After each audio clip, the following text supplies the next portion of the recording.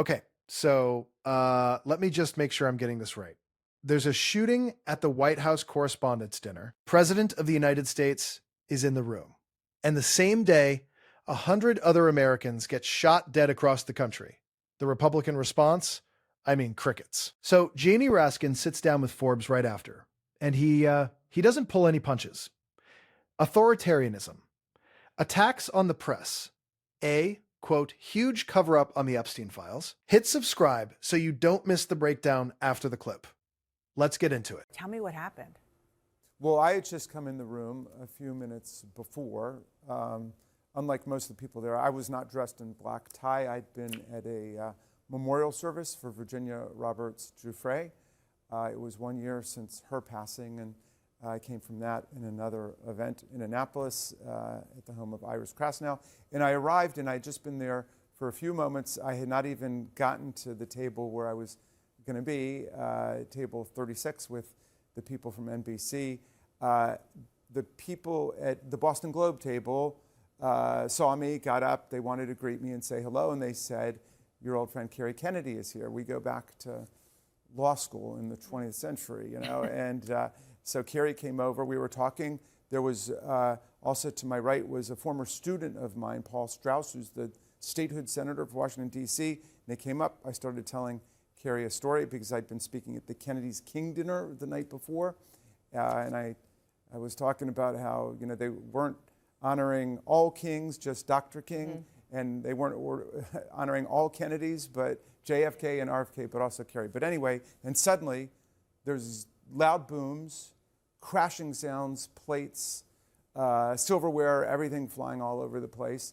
And people started yelling, get down, get down. Somebody kind of grabbed me and pushed me from behind. I landed on Kerry and a couple other people, and then, you know, people were panicked. You know, I thought immediately about Kerry's situation, having lost her father in gun violence assassination and her uncle. And we were down on the ground for about 2 or 3 minutes before people were saying it's safe to get back up. They got him. We got up. And the first thing that Kerry said to me was, this is happening in schools across the country. And the kids have no resources to process their trauma. And so she was talking about gun violence and thinking about other people. And she's a great human rights activist. And, you know, nobody wants to be in a situation like that, but I was glad to have been with her.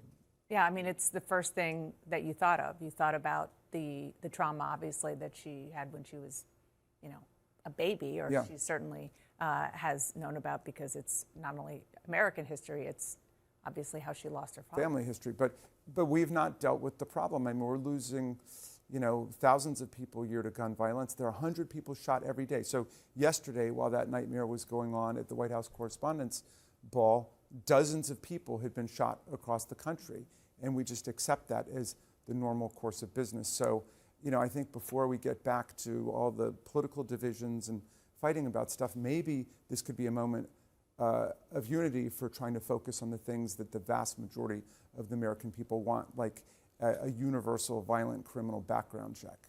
Right. I mean, obviously, there are lots of different aspects to this. One is a question of a gun, and Todd Blanche told me that they believe that he purchased, the alleged shooter purchased the guns legally within the last year. So there's that, and then there's the political rhetoric that we have seen just become kind of off the rails, and how that has perhaps gone hand in hand with the political violence that we have seen spike. Well, that's why I was so happy that President Trump went to that, because he had called the press the enemy of the people. There have been so many attacks on reporters. You know, there have been lawsuits brought against media entities. And so there's been this terrible assault on the First Amendment and freedom of press and speech. So I thought last night would be a wonderful opportunity to try to reclaim the basic values of the country. Yeah, and you have, and as many of your fellow Democrats, have used some heated rhetoric against the president. And do you think twice about that when something like this happens? What rhetoric do you have in mind? Just talking about some of the fact that he is terrible for this country and so on and so forth. I understand that that's your democratic right, but overall, Yeah. do you I have have a no responsibility? personal problem with Donald Trump at all. I mean, I talk about the policies of this administration, the authoritarianism like we saw on display in Minneapolis, where 2 of our citizens were gunned down in the streets simply for exercising their First Amendment rights. Renee Good, Alex Preddy, and others have died in custody. I'm talking about policies. I don't personalize it, and I certainly have never called the press the enemy of the people. I think the press are the people's best friend, and that's why it's written right there into the First Amendment. We need the press to be a vigilant watchdog against every level of government, federal, state, local, all of it. You're not going to get an argument from me on that. Before I let you go, do you have faith in Todd Blanche and Kash Patel to carry out this investigation? You are the top Democrat on the Judiciary Committee. Well, I mean, I don't know anything about the investigation so far. I don't know that it exists yet. I'm happy to talk about other things. Obviously, we've had problems with Kash Patel on the Epstein files, where we believe that they're in the middle of a huge cover-up. There's a federal law mandating the disclosure to the public of every document in the file, and they've withheld half of them. So 3 million of them have been held back. 3 million were released, and thousands of pages are completely blacked out. And there's been, of course, the abuse of public resources for personal purposes, for travel with buddies, shepherding the girlfriend around. And then when a New York Times reporter wrote an article about that, Kash Patel then launched an investigation or started searching the FBI databases about the reporter.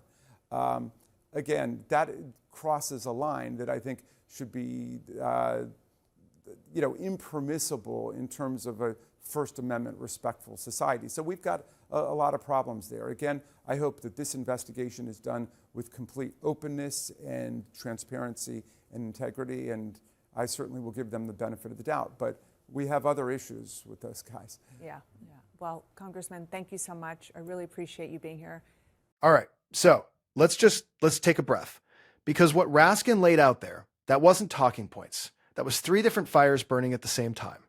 Citizens gunned down in Minneapolis for exercising the First Amendment. Reporters under attack while the president sues the press into the ground.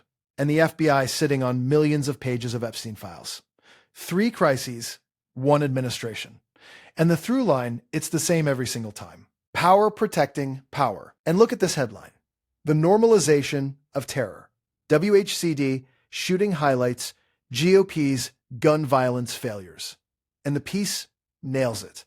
Raskin's account is a grim reminder of the daily reality for millions of Americans. While the Washington elite experienced a fraction of this terror, school children across the country face active shooter drills and real-life bloodshed as a normalized part of their education. While the nation reacted with shock to the Hilton, over 100 other Americans were shot and killed that very same day. 100. And the GOP? Deafening silence on the daily slaughter. And the kids are the part nobody wants to say out loud. Active shooter drills are normal in American schools now. Like math class. We've raised a whole generation that knows where to hide when a man with a rifle walks in. That's not freedom. That's a society that just decided this is the cost. Every time it happens, we get the thoughts and prayers tweet. Then nothing. Then the next one. At some point, you got to ask, who's actually being protected here? And here's the next piece. Trump's enemy of the people. Rhetoric enables violence against the free press, and it lays it out clean.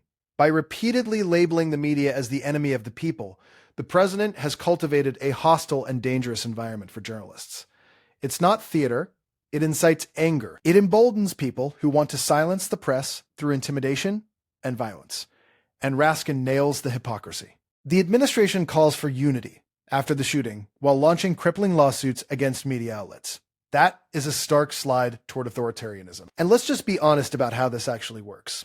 You can't spend 10 years calling reporters the enemy of the people and then act shocked when somebody shows up with a gun. The rhetoric isn't separate from the violence. It's the runway. Every authoritarian movement in modern history runs the same playbook. Delegitimize the press. Sue the press. When something happens to the press, blame the press. We're somewhere between step 2 and 3 right now. And then we get to this one, the Epstein cover-up. FBI Director Kash Patel accused of shielding the elite. Raskin's bombshell. Patel is actively engaged in a massive cover-up of the Epstein files. Despite federal law mandating the release, the Bureau has inexplicably withheld over 3 million pages. 3 million. The piece calls it a coordinated effort to protect powerful elites connected to Epstein. By blacking out thousands of pages and stonewalling the public, the Trump-appointed FBI director is prioritizing the reputations of wealthy associates over justice for the victims. And ask yourself who that actually benefits.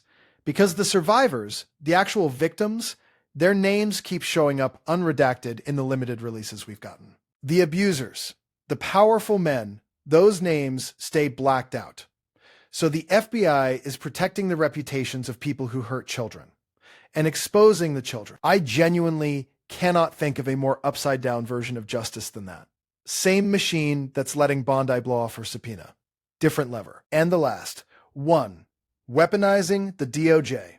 Patel's retaliation against journalists crosses a red line. After a New York Times reporter exposed Patel allegedly misusing FBI agents for personal matters, Patel reportedly launched a retaliatory probe into the journalist, searching FBI databases to uncover her sources. A severe violation of press freedom and an abuse of government power, combined with the misuse of public funds for luxury travel and the mounting lawsuits against news organizations. This is the FBI being used as a personal shield to punish reporters who expose the truth. So, here's the line. If somebody asks you why this Raskin interview matters, you tell them this. In one sit-down, he tied together the 3 biggest threats to American democracy right now. Political violence, the GOP won't touch, a press getting sued and intimidated by the most powerful office on earth, an FBI director burying evidence to protect his own boss. That's not 3 scandals. That's one machine. It's authoritarianism in a suit.